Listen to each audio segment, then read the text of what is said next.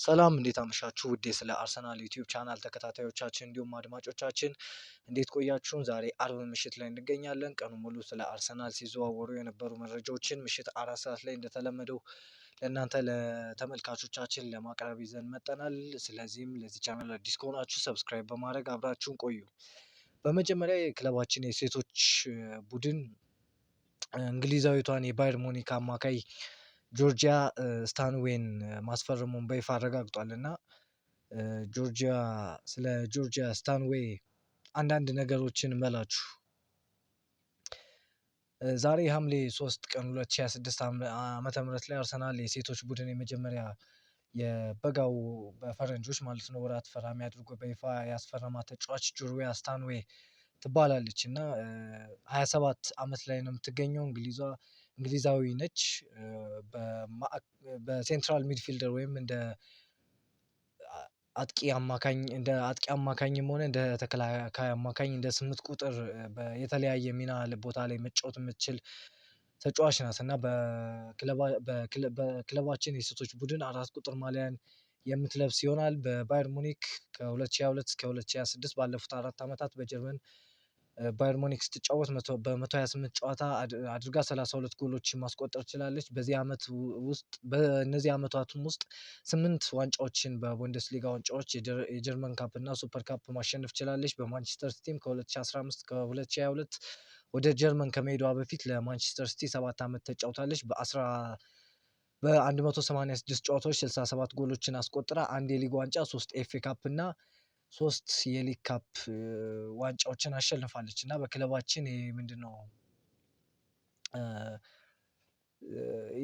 ወሳኝ እድሜያቸው የሚባል እድሜ ላይ ናት እና በ27 ዓመቷ ፕራይም የሚባለው ወሳኝ በእድሜያቸው በብስለትም ሆነ በብቃት የመጨረሻው ሌቭል ላይ ይደርሳሉ ተብሎ በሚታሰብበት ደረጃ ላይ ነው ያለችው እና ወደ ክለባችን በይፋ ፈርማለች ማለት ነው። ይህ ዝውውር እንዲሳካ ረጅም አስተያየቷን ሰጣለች እና አዲሷ ፈራሚያችን ዝውውሩ የተናገረችው ነገር አለ እና ይህ ዝውውር እንዲሳካ ረጅም ጊዜ ፈጅቷል። ስለዚህ እዚህ መገኘት ነገሩን በእውነት መፈጸሙና ማሊያዬን ለመጀመሪያ ጊዜ ማየት የእንግዳ ስሜት ይፈጥራል። ማመን የሚያቅት አስደናቂ ስሜት ነው።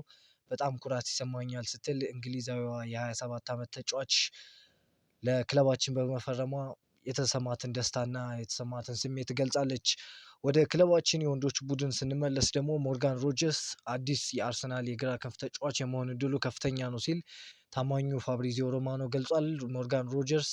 አስቶን ቪላ ለሞርጋን ሮጀርስ ወደ 130 ሚሊዮን ፓውንድ ይፈልጋል እና በሚሊዮን ዩሮ ሲጠጋ ደግሞ ወደ 140 ምናምን ሚሊዮን ዩሮ ነው እና ከፍተኛ ገንዘብ ነው ለሞርጋን ሮጀርስ አስቶን ቪላ የሚፈልገው። አርሰናል ደግሞ ወደ 90 እስከ 100 ባለው ሚሊዮን ዩሮ ባለው ዋጋ ላይ ለመጨረስ ዝውውሩን ይፈልጋል። ነገር ግን አስቶን ቪላ ይህን ያክል ዋጋ ዝቅ ብሎ ይሸጠዋል ተብሎ አይጠበቅም። አርሰናልም በተጫዋቹ በኩል ፍላጎት ስላለ አስቶን ቪላ ጋር ግፊት ያደርጋል። ተጫዋቹን በመጠቀም አስቶን ቪላን ዋጋ ያስቀንሳል ብሎ ያስባል እና አንዳንድ መረጃዎች እንደሚያሳዩት ከሆነ ምናልባት ሞርጋን ሮጀርስ በዚህ የዝውውር መስኮት ወደ ክለባችን የሚያቀናበት እድል እንዳለ እየጠቆመ ነው የሚገኘው። በተለይም ፋብሪዚዮ ሮማኖ ዛሬ ላይ የዘገበው እሱን ነው። በሌላ ዜና ደግሞ ኤል ናሲዮናል የተሰኘ ጋዜጣ እንደዘገበው ከሆነ ቪክተር ዮከሬሽ ከአርሰናል ሊለቅ እንደሚችል እና ባርሴሎና የተጫዋቹ አድናቂ እንደሆነ ተነግሯል እና ይሄ መረጃ ማርከስ ራሽፎርድ ወደ ባርሴሎና ከማንቸስተር ዩናይትድ አምና በውሰት ሲሄድ የዘገበው ነው መጀመሪያ ላይ እና ታማኝነቱ ይህን ያክል ፐርፌክት ነው ባይባልም ነገር ግን አንዳንድ ነገሮች ላይ ከመጀመሪያው የዘገበና ትክክለኛ መጨረሻው ትክክለኛ እንደሆነ ያሳየ ጋዜጠኛ ነው እና ቪክተር ዮከሬሽ ከአርሰናል ሊለቅ እንደሚችል እና ምናልባት የሁሊያን አልቫሬዝ ዝውውር የማይሳካ ከሆነ ቪክተር ዮከሬሽ ወደ ባርሴሎና ሊያመራበት የሚችል እድል እንዳለን የተዘገበው። በተለይ አምና ተጫዋቹን ይፈልገው ነበር ባርሴሎና ዘንድሮ ላይ ያንን ሊያሳካበት የሚችል አማራጭ እንዳለን የዘገበው ነገር ግን ከታማኝ ምንጮች አልተዘገበም። ዛሬ ላይ የወጣ መረጃ ነው። የክለባችን ለሴቶች ቡድን የፈረመችዋ ጆርጂያ ስታንዌይ ዝውውሯ ከመጠናቀቁን ተከትሎ በክለባችን የኖርዝ ለንደን ፎሬቨር የሚለውን ዘፈን በእጇ ላይ ዋቴቨር ዘ ዌዘር የሚለውን ኮት ወይም ወርድ በእጇ ላይ ታነቀስ ቻለች እና ገና ከመምጣቷ በክለባችን ደጋፊዎች እየተወደደች ነው የሚገኘው እና የሚያስደንቅ ነገር ነው። በሌላ ዜና ሃንድ ኦፍ አርሰናል ዛሬ ላይ ስለ ክለባችን ሰፋ ያለ መረጃ ይዞ ወጥቷል እና የአርሰናል የዝውውር ገበያ አካሄድ እና ደጋፊዎች ስጋት ስለዛ የሰጠው የራሱን አስተሳሰብ ወይም የራሱን ሀሳብ የሰጠው አስተያየት አለ እና ውይይቶች እንደ መበሳጨት እንዳይታዩ ማድረግ አስፈላጊ ነው። ቪዲዮ የመቅረጽ እድሉ ስለሌለኝ እስካሁን ያሉኝን ትክክለኛና እውነተኛ ሀሳቦች በአጭሩ ገልጻለሁ። የሞርጋን ዝውውር ደጋፊዎች የሞንጋ ጀርሚ ሞንጋ ማለት ነው። ደጋፊዎች ሞንጋ ወደ ማንቸስተር ሲቲ በመሄዱ አልተናደዱም። ይልቁንም ገንዘብ በሚናገርበት ገበያ ውስጥ ብልጥ ለመሆን መሞከር ክለቡ የተከተለውን ዘገምተኛ አካሄድ ነው ያስቆጣቸው። አርሰናል አጥብቆ የሚፈልገውን ተሰጥኦ በ3-4 ሚሊዮን ዩሮ ምክንያት ማጣት የዲሲፕሊን ሳይሆን መዘግየትና ግትርነት ነው። በውሰት ሰጥቶ ደሞዙን ሌላ ክለብ እንዲሸፍን አድርጎ ተርፎም ለትርፍ መሸጥ ይቻል ነበር። ነገር ግን አንድሪያ በጣም ስለዘገየ ለማንቸስተር ሲቲ እድል ሰጠ። እውነታው ይህ ነው። የቶናሊ እና ፈርናንዴዝ ጉዳይ ለቶናሊ ወኪሎች ከፍተኛ ገንዘብ አለመክፈል እንዲሁም ደሞዙ እና የ100 ሚሊዮን ዩሮ የዝውውር ዋጋው ላይ ጥንቃቄ ማድረግ ትክክል ነው። ነገር ግን ክለቡ በእውነት የሚፈልገው እሱን ከሆነ ፈርናንዴዝ በ85 ሚሊዮን ዩሮ ቢያስፈርም ደጋፊ ይቆጣል ብሎ ማመን ከባድ ነው። ገበያው ተቀይሯል። እኛም መላመድ አለብን። በእውነት ማሻሻያ ለሚያመጣልን አማካኝ ለኒውካስትል ዝቅተኛ ዋጋ ማቅረብ መቀለድ ነው። እሱ ትክክለኛ ተጫዋች ከሆነ ቁም ነገር ያለው ጥያቄ አቅርቦ ማጠናቀቅ ያስፈልጋል። ደጋፊዎች እያሉት ያሉት ይህንን ነው ሲል ሃንድ ኦፍ አርሰናል የኔንም የአብዛኛውን ደጋፊ ስሜት የገለጸበት አለ። ከዚህ በላይ ብዙ ማለት አያስፈልግም። ሙሉን በሚባል ደረጃ እሱ ተናግሮታል እና ፕሮአክቲቭ አለመሆን ወይም ደግሞ ፈጣን አለመሆን ነው ደጋፊው የክለቡን ቦርድ እንዲሁም አንድሪያ በርታን እየተቸበት የሚገኙ አሁን ላይ እና ሞርጋን ሮጀርስ እንደኔ በ4 ሚሊዮን ፓውንድ አርሰናል ውሉን ከሚያፈርስ ቶሎ ብሎ ቢያስፈርመው ቢሸጠው እንኳን ማትረፍ የሚችልበት ተጫዋች ነበር ባይሳካ። ነገር ግን አርሰናል ትንሽ መፍዘዝ ታይቶበታል። ይህን ያክል አንድሪያ በርታ እዚህ ዝውውር ላይ እንደዚህ ጊዜ ይገላልና ተጫዋቹን አሳልፎ ይሰጣል ብሎ ያሰበ የለም። ነገር ግን በመጨረሻ መዳረሻው ማንቸስተር ሲቲ ሆኗል። ያው ለወደፊቱ የተሻለውን ያምጣልን ነው። አሁን ላይ ያለፈ ነገር ላይ መቆጨት አያስፈልግም። ነገር ግን ለወደፊትም እንደዚህ እንደማንሆን ተስፋ እናደርጋለን። ሃንድ ኦፍ አርሰናል ሰፋ ያለ መረጃ ይዞ ወጧል ዛሬ ላይ እና ስለ ሞርጋን ሮጀርስ ዝውውር ቪላዎች ለሞርጋን ቅድም እንዳልኳችሁ 130 ሚሊዮን ፓውንድ ጠይቀዋል። ይህ በጣም ውድ ነው ተብሎ ከታመነ ተመጣጣኝ ፌር ዋጋ አቅርቦ ምላሻቸውን ማየት ይገባል። ባርኮላም በዚህ አይረክስም። ስለዚህ ውሳኔ ላይ መድረስ ያስፈልጋል። የቡድኑ ወቅታዊ ሁኔታ ራይስ፣ ሳሊባ፣ ቲምበር እና ሳካ በጉዳት እየታገሉ ስለሆነ እነሱን በሚገባ መንከባከብና ዋንጫውን ዲፌንድ ለማድረግ በቂ ተለዋጭ ተጫዋቾችን ማዘጋጀት አለብን። ሚኬል አርቴታ ሁልጊዜም ትክክለኛ ትችትን ይጠይቃል። እንደ ደጋፊ ደግሞ ስጋት መግለጽ ተገቢ ነው። እኔ በግሌ የዝውውር ደስታ አያስፈልገኝም። ነገር ግን ባለኝ መረጃ መሰረት ክለቡ በትክክለኛው መንገድ እንዲንቀሳቀስ ብቻ ነው የምጠይቀው። ክለቡ ተጫዋቾችን እንደሚያስፈርም እርግጠኛ ነኝ። ስለዚህ ነገሮችን እናፋጥን። እኛ የፕሪሚየር ሊግ ሻምፒዮኖች ነን። እንደ ሻምፒዮን እንንቀሳቀስ ሲል ከምሬ ነው የምላችሁ። እኔ ራሱ ከዚህ በላይ የራሴን የሚሰማኝን ስሜት መግለጽ አልችልም።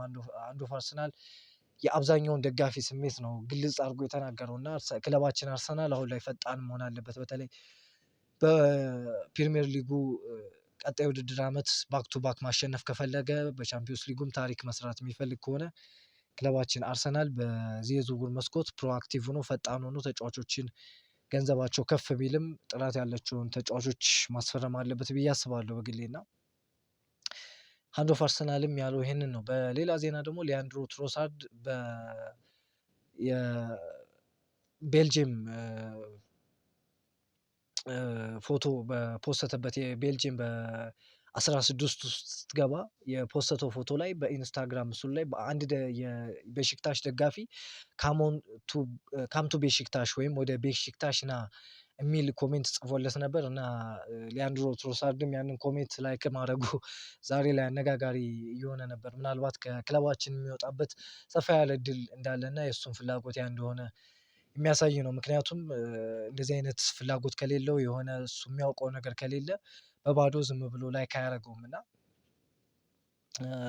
የመሆን እድሉ ሙሉ ለሙሉ 100% ይሆናል የሚል እንትን ስቴትመንት መስጠት ባልችልም፣ ነገር ግን እንደዚህ አይነት ነገሮች ዲሊብሬትሊ የተደረጉ ናቸው አብዛኛውን ጊዜ የሚሆኑት።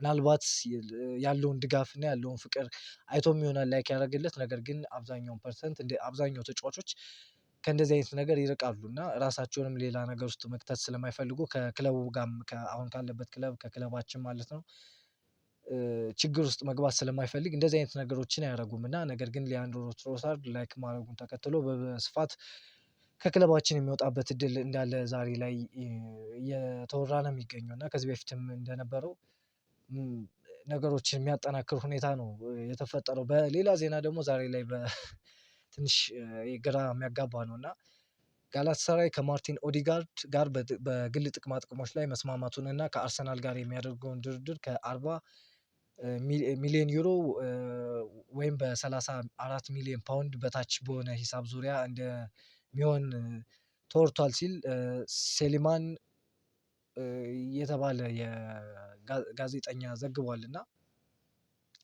ይህ እንትን ዛሬ ላይ በቱርክ ሚዲያዎች በስፋት ሲነገር ነበር። ጋላታሳራይ በማርቲን ኦዲጋርድ ዝውውር አስገራሚ እርምጃ መውሰዱ ተገልጿል። የተጫዋቹ ወኪል ዝውውሩን እድል ለመወያየት ኢስታንቡል ገብቷል ሲል ደግሞ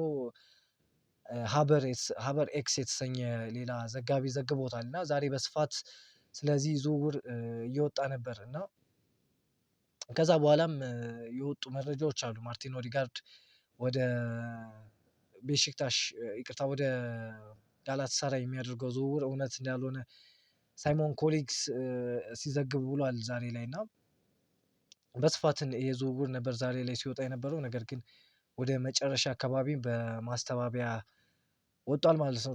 ቶም ካንተን ሚዲያ ስለ ኦዲጋርድ ያለው ኦዲጋርድ ከጋላታሳራይ ጋር በግል ጥቅማ ጥቅም ደረጃ ከስምምነት ደርሷል የሚሉ ዘገባዎች ከእውነት የራቁ ናቸው። የኦዲጋርድ ወኪል አሁን ላይ ደንበኛውን በዓለም ዋንጫ ለመደገፍ አሜሪካ ይገኛል። ኦዲጋርድ በአርሰናል ደስተኛ ነው ሲል ዘግቧል ማለት ነው ቶም ካንተን እና ይህ ዝውውር ትንሽ ግራ የሚያጋባ ነገር ነበረ። ነገር ግን አሁን ላይ ተፈቷል ይህ ዝውውር ማለት ነው በታማኝ ምንጮች። ዜና ደግሞ የዳይሊ ሜሉ ጋዜጠኛ ሉዊስ ስቲል እንደዘገበው ከሆነ የፒኤስጂ የክንፍ መስመር ተጫዋች ብራድሊ ባርኮላ ወደ ሊቨርፑል ከማምራት ይልቅ ለአርሰናል የመፈረም ከፍተኛ ፍላጎት አለው የሚል መረጃ ወጥቷል። ምን ያክል ታማኝ መረጃ ነው የሚለውን እርግጠኛ ባልሆንም፣ ነገር ግን ዛሬ ላይ ከዳይሊ ሜሉ ዘጋቢ የሆነው ሉዊስ ስቲል ይህንን መረጃ አጋርቶናል ማለት ነው። ብራድሊ ባርኮላ ምናልባት የሊጉን ሻምፒዮን የመቀላቀል ፍላጎት ሊኖረው ይችላል። ይህን ያክል ሊወራለት የሚያስፈልገው ጉዳይ አይደለም። ምክንያቱም አርሰናል ዋንጫ አንስቷል አምና ላይ፣ አሁን ላይም ጥሩ ፕሮጀክት አለው። አምናም የአውሮፓ ሻምፒዮንስ ሊግ ፍጻሜ ተፋላሚ ነበር። ምንም ያክል በፒኤስጂ ተሸንፎ ዋንጫውን ቢያጣም ክለባችንን መፈለጉ ይህን ያክል የሚያስገርም ነገር አይደለም እና አርሰናል ሞርጋን ሮጀርስን ካጣ እሱ ጋር ዝውውሩን ሊያጠናክርበት የሚችልበት እድል አለ። በሌላ ዜና ደግሞ ሊ ራይደር ይዞት እንደወጣው መረጃ ከሆነ ኒውካስትል ብሩኖ ጊማሬሽን በክለቡ ማቆየት እጅጉን ይፈልጋል። ነገር ግን አርሰናል አሁንም በጊማሬሽ እቅድ ውስጥ እንዳለና አዲስ የዝውውር ጥያቄ የሚቀርብ ከሆነ ነገሮች ሊቀየሩ እንደሚችሉ አንድ ምንጭ ገልጿል ሲል ዘግቧል። ስለ ብሩኖ ጊማሬሽ ብዙም ዛሬ የወጡ መረጃዎች የሉም። ይሄ ናቸው። ይሄ ነው ሊ ራይደር ይዞ የወጣው መረጃ። መደጋገም ነው የሚሆንብን። ወደ ቀጣዩ መረጃ ስናልፍ ኮኑር የተሰኘ ጋዜጠኛ እንደዘገቡ ከሆነ አርሰናል በክረምት ባርሴሎናን ሁለገብ ተከላካይ ጁለስ ኩንዴ ለማስፈረም ፍላጎት እንዳለው እና በክለቡ ሊደረግ ስለሚችለው ዝውውር የመጀመሪያ ግንኙነቶችን ማድረጉ ተገልጿል ሲል ዘገባውን ይዞ ወጧል። ይህ ዝውውር ምናልባት ቤን ዋይት የሚወጣ ከሆነ አርሰናል በቀይ መስመር ተከላካይ ላይ ተጫዋቾችን እያየ ስለሚገኝ ይህ ተጫዋች አንዱ ሊሆን እንደሚችል ተዘግቧል። በሌላ ዜና ደግሞ የቤልጅየማዊ ፓስካል ዴማሼል የአርሰናል አካዳሚ ዳይሬክተር ሆኖ በይፋ ተሽሟል።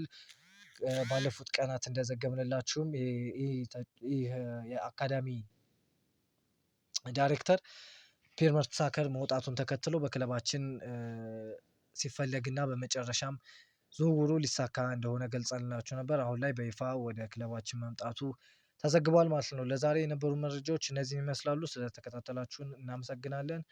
እወዳችኋለሁ። ቪዲዮውን ላይክ አድርጉ፣ ኮሜንት አድርጉ። ቻው